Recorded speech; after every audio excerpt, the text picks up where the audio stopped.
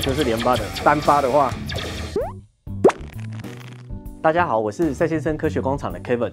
今天呢，要来教大家怎么做出雷射枪的声音。你自己啊，手比枪的时候打敌人，你就会发出蹦蹦蹦的声音。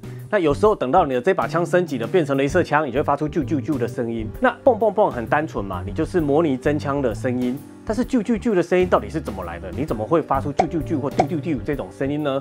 这个事情呢，就要从星际大战开始说起。因为星际大战他们里面会有雷射枪射出来，那有雷射枪射出来的这个效果之后呢，他们就要帮雷射枪配音。那整个的做法是怎么做呢？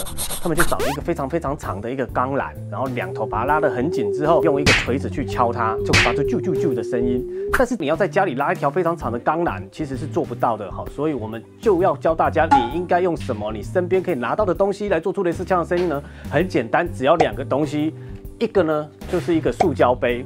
哦，你有了这个塑胶杯之后呢，你要再准备另外一个这个东西。这个东西啊，很多人都不太知道它叫做什么名字，我也不太知道它叫做什么名字，有人把它叫做妙妙圈。如果知道它叫做什么的，请在底下留言。那你只要准备这2个东西呢就可以了。你就是把你的杯子底下挖了一个洞，从侧面你要从侧面挖了一个小洞，然后把你的这个妙妙圈，称之为妙妙圈的东西，把它穿进去。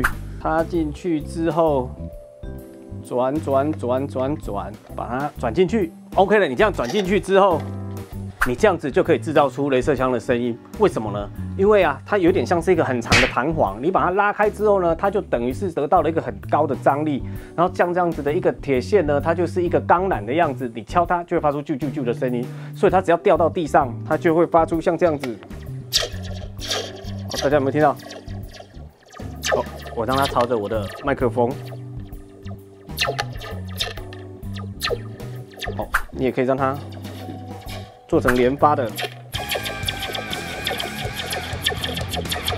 这是连发的，单发的话，